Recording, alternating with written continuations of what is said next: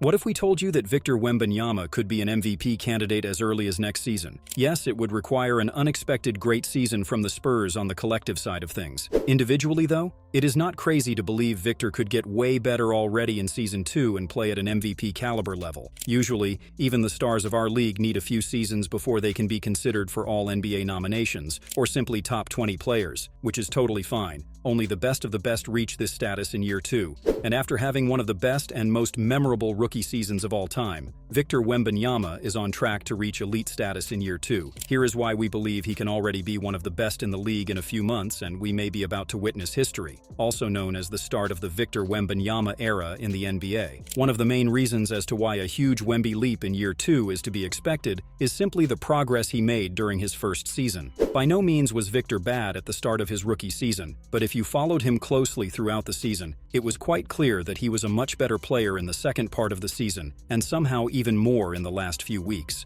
For reference, from the start of the season and until around Christmas, Victor Wembanyama averaged 18 points, 10 rebounds, 2 assists, 3 blocks, and shot 43% from the field and 28% from 3. Again, not bad whatsoever, but also not quite at an all-star level, let alone an all-NBA level. Even worse, he was statistically one of the worst volume three-point shooters in the league and averaged more turnovers than assists per game. And it's obvious that there is room for improvement when you have been in the league for a short time. But for most guys, it would take a few years to improve and correct their weaknesses. For the best, maybe by the end of their sophomore season, because they understand the game perfectly and work hard. Wemby was different though. It felt like midway through the season, he had completed his rookie season and already started his sophomore season. After Christmas and until the end of the season, he averaged 23 points, 10 rebounds, 4 assists, 4 blocks on 48% from the field, and 34% from 3. These numbers are 100% all-star numbers. Probably all NBA if we are being honest. A few players included Wemby could average these numbers in the league right now. All of his averages increased, and most importantly, his two main weaknesses from the start of the season were already not as bad as they once were. 34% from 3 is not perfect, but as a 7'4" rookie, it's definitely great. There are a lot of centers in the NBA right now who are way smaller and don't even have these shooting percentages from long range. If he can be a 35-36% reliable three-point shooter in his sophomore season, it would be great. Just as an example, Kevin Durant, who is definitely one of the players Victor has modeled his game after, shot 35% from 3 over his first 4 seasons in the NBA. Wemby still averaged over 3 turnovers per game in the second part of the season. However, his assists numbers increased, and he even had a triple-double with assists. Again, for a guy this tall, this is crazy. He still needs to lower his amount of turnovers and be a bit more careful with the ball in his hands, but the point stands. He improved. The point is, there were almost 2 different versions of Wemby last season. The way he has managed to improve within the season, with almost no break, is astonishing. Not many players improve on their game that quickly. What he did in such a short amount of time is remarkable. It forces us to think about what could happen with a full off season, with more training, more weightlifting. If he was able to get so much better last year, what is he about to do next year already? Obviously, growth isn't linear. Wemby is not going to average 5 more points every year until he scores 50 points a game. For some people, it takes years to get to that next step. But Wemby is a different player. It is not even crazy to think that the kind of growth he had last year can be replicated next season. This is all cool, but what specifically will change next year? What will he be better at? Well, the biggest change might be that Wembanyama is just bigger now. It's hard, and pretty much impossible to quantify how much muscle he has gained since entering the NBA. But if you look at pictures from early 2023 and compare them to the most recent ones, it's clear that he is bigger now. And this had always been one of the biggest talking points about Wemby, well before he joined the NBA. You would always hear people's concerns regarding his weight. Yes, he's freakishly tall, but how is he going to deal with guys like Nikola Jokic or Embiid in the post who are so much bigger? That turned out to not be an issue. Not only did he average stellar numbers, he also had numerous great games against some of the best bigs in basketball. But still, he needed to add on some more muscle. We can't just forget that Embiid scored 73 against Wemby, or that plenty of bigger players had no problem backing him down in the post. Not too much weight though. He said it himself, it would be a mistake to add on too much muscle too soon. His playstyle resembles more like Kevin Durant's than the Greek Freak, for instance, which is why he probably won't need to be extremely muscular later in his career. For his own health, it also would not have been right to gain the most muscle possible in a few months. However, He seems like he's in better shape right now. He has added enough muscle to the point where he can probably hold his own better against players trying to post him, but also where he can do more posting up with his weight. But not too much muscle to the point where he wouldn't be as agile, as quick, or as smooth of a shooter. The perfect balance is hard to find, without a doubt. But Wemby's approach seems to be the right one. This was one of the things he definitely had to work on, and he did. It will never be one of his strengths, that's for sure. But the fact that he is improving so quickly on his weaknesses, and he is taking such great care of his body, and the development of his career is the reason why it's almost guaranteed he will take a massive leap next season. But it's not all about his strength and his physical attributes, or what he did in his rookie season. Otherwise, it would probably not be enough to expect him to be an MVP candidate next season. The truth is, Wemby will benefit greatly from this summer. We know he will be focused on his training because he takes care of his body like no other player. That's going to be the same thing every summer. The difference this year is the Olympics and his play with France. First of all, playing in the Olympics, at home, as the team's best player, is an experience like no other. But the most important part is that he will spend time with NBA veterans all summer. Rudy Gobert, Nick Batum, or even Evan Fournier have all spent a decade or more in the NBA. If you look at the Spurs roster last season, they did not really have any vets of this caliber to mentor him. This summer, he will be able to receive plenty of advice from those guys, but also be able to play against the best players in the world. And mind you, FIBA basketball is different from NBA basketball.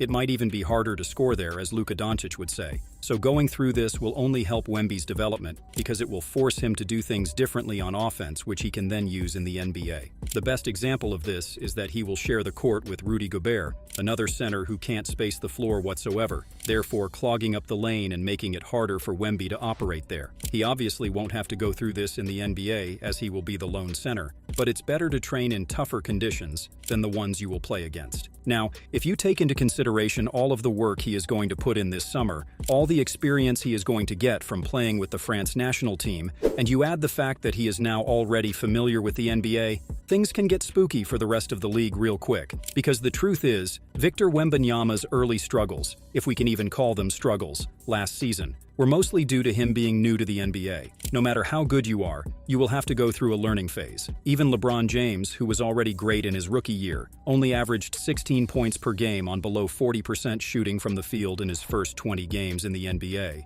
Of course, for guys like Wemby or LeBron, that learning phase is not that long. But still, as we showed you earlier, it did have an impact on his season. Not only individually, the Spurs got off to a terrible start back when Wembanyama was still learning about the NBA, winning only 4 games by Christmas, but they won 9 out of their last 19 games of the season. And that learning phase is an even bigger deal for international players. Wemby was playing overseas, in the French league, which is very different from the NBA. Rules are different. The way teams play is different, the physicality is different. And I mean, he literally had to leave his home country to go live on another continent. Even the lifestyle is different. The way practice is run, traveling, the media, the pressure, everything is different. It's a whole new thing. So now, imagine a season from Victor Wembanyama without having to go through all that learning phase, where he is ready from day one, knows everything about the NBA from day one. We talked earlier about how he averaged 23 points, 10 rebounds, 4 assists, and 4 blocks in the second part of the season, when he was starting to really get familiar with NBA basketball. Is that already his floor for next season? This is a huge factor that people perhaps underestimate because we all remember more about the end of the season, when he was great, than the start of the season, when he was good, but not as good. Let's consider he will at least average those numbers next year. Worst case scenario. That's honestly close to an MVP candidate stat line, especially if you account for his defense, which simply cannot be quantified by regular stats like this. Now, if you take into consideration the natural growth we talked about earlier, Wembanyama will most likely have a better stat line than this. So, yes, this is a big deal. You know what else is a big deal? His new offensive bag, and especially the shooting. Yes, his offense was already great last season, but if we are being honest, it was not even his best attribute. His defense was. He was second in Defensive Player of the Year voting, and all NBA defensive first team as a rookie. I know we are used to it now, but this is insane, and goes to show that his defense was actually better than his offense as a rookie. And that's not even a knock on his offensive game. When you're already one of the best defenders in the league, well, it is kind of hard for your offense to be better. The point is, we can't really expect his defense to take a massive jump, as he was arguably a top 3 defender on the planet at worst. Sure, he can improve, but he's already so good on that end that you probably won't see a glaring difference next season. However, you can expect his offense to take a massive leap next year. And that is a scary sight because his offense is already very good. Again, going back to the second part of his rookie season, there is no denying that what really changed was his offensive game improving greatly. There is no reason to think this won't continue next year. He was already one of the best players in the league and one of the most impactful without having an elite, top-of-the-top offensive game. Let's not get ahead of ourselves here. Victor Wembanyama won't be a perfect offensive player next season, but it is actually insane to think about how good he already is and how much room for improvement there is for him still on that side of the ball. Shooting is definitely one of them. We addressed it briefly earlier and the fact that it got better in the second part of the season. But there is more to it. This stat might blow your mind. Last year, Victor Wembanyama had the best percentages on step-back threes. Yes, a 7-4 player led the league in that category. What does that tell us? Wemby is already capable of creating his own three-point shot, and he is already capable of making tough shots.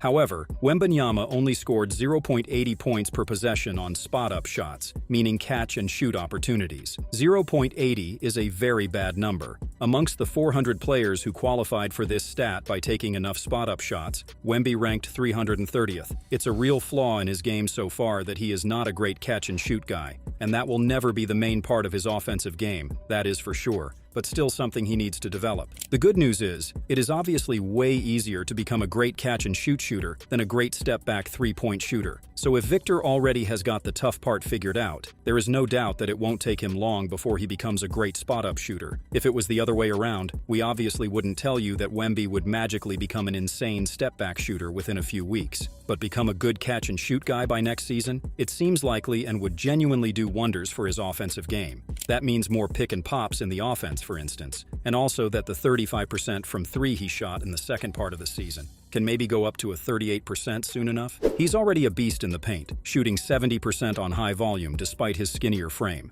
The mid-range is not quite there yet, as he only shot 33% last season, but it's not something we are counting on for next season. It will take time for sure. However, improving on catch-and-shoot threes, or simply taking more corner threes, because Wemby only took 0.3 per game last season, could greatly improve his efficiency and therefore his numbers. And hey, if you look at his first two warm-up games for France, he shot 2-4 from three, and then 5-9. It's already looking good for next season. It may sound simple, but once teams cannot disrespect his outside shot anymore, the offense will open even more to him. Why couldn't that happen next year? But there is one more reason to believe Wemby will take a massive jump next season. We have talked about his ability to improve quickly, the fact that he will be NBA ready, his experience with France at the Olympics, and the growth in his offensive game. But what about the Spurs? As good as Wembanyama is, basketball is still a team sport, and in order to be better, well, you need the right team and the right coach around you. Last year's Spurs team was young, to say the least. The veteran of the team, the one with the most experience in the NBA, who was supposed to be the team's leader and voice when things went bad, was C.D. Osman, who had only been in the NBA for 6 years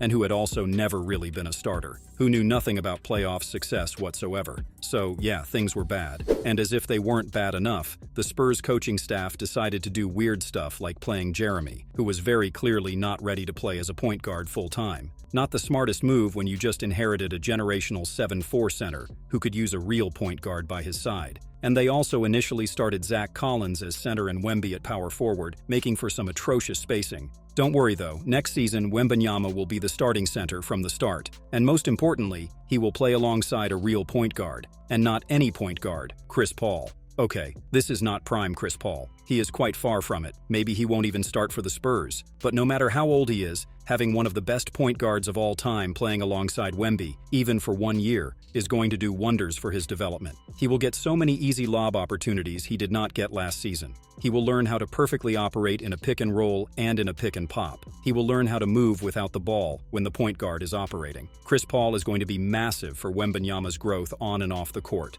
This does not mean the Spurs will win 50 games next year, but it is hard to imagine how Wemby won't be better offensively with Chris Paul himself running the show instead of Jeremy and Jones.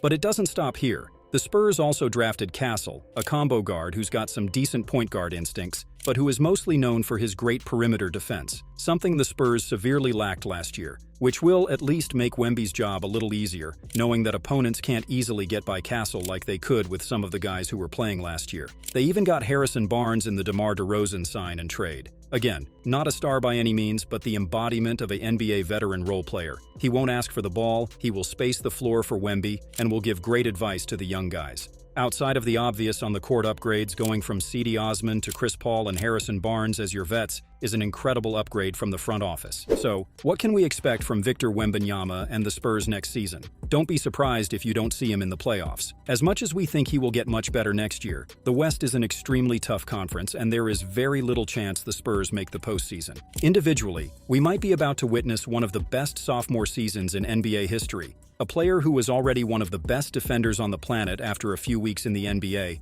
is now ready to take an offensive leap, with a better team around him and a full year of NBA experience. What if Wembanyama averaged 27 points, 12 rebounds, 5 assists, and 3 or 4 blocks next season? Does that seem out of the realm of possibilities? Does it sound totally unrealistic? No and no. It's not even that far off what he averaged to end his rookie season. Would it be historical to have such a stat line for a sophomore? Yes, most definitely. That is where we stand with Victor Wembanyama. His ceiling as an NBA player is simply unfathomable. We have no idea what heights he will reach, what records he will break, and what accolades he will win. Whether you hate him or love him, you better be ready for next season.